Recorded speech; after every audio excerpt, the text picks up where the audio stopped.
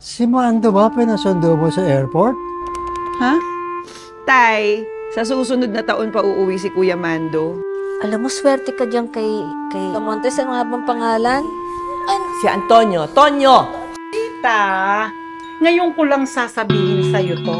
Oh, Gipit kami ng mga bata ngayon. ngayon lang. Eto, dadalaw ka. Yan lagi ang dahilan mo. Kasi walang bigas, walang ulam, walang pambaon ng mga bata, pambayad sa matrikula, pambili ng project, at yung huli, pambili ng gadget. Wow, Tita Pilar, ang sharp-sharp pa naman talaga ng mind mo.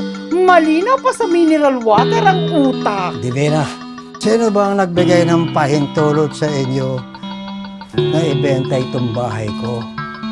Buhay pa ako. Inurisin niyo sa akin ang karapatan ko sa pamamahay ko.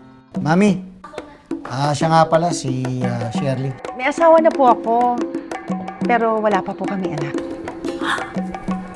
Narinig mo, may asawa na. Mali yung iniisip natin. Siguradong hindi na makakapag-asawa yan si Antonio. Bakit nga wala kang anak?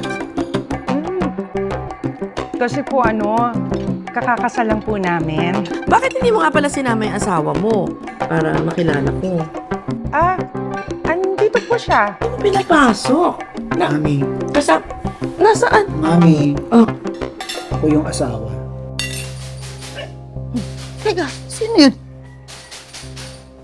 Sino yan? Wala! Pinagsayata ako ng mga daga. Mga dambuhalang daga.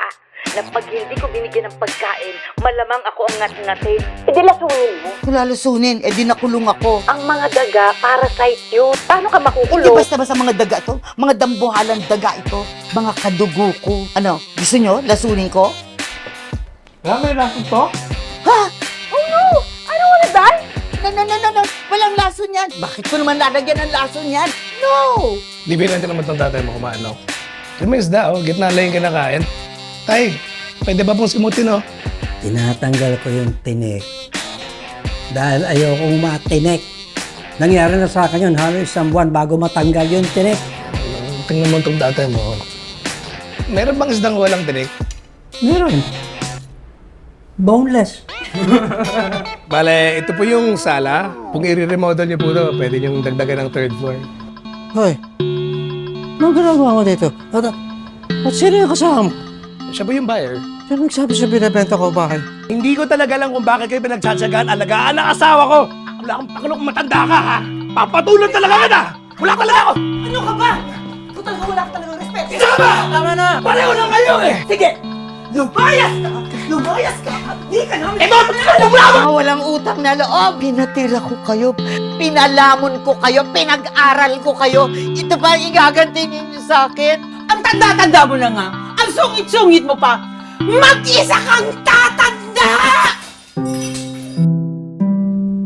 Darating ang panahon, hindi na tayo magdedesisyon para sa mga sarili natin.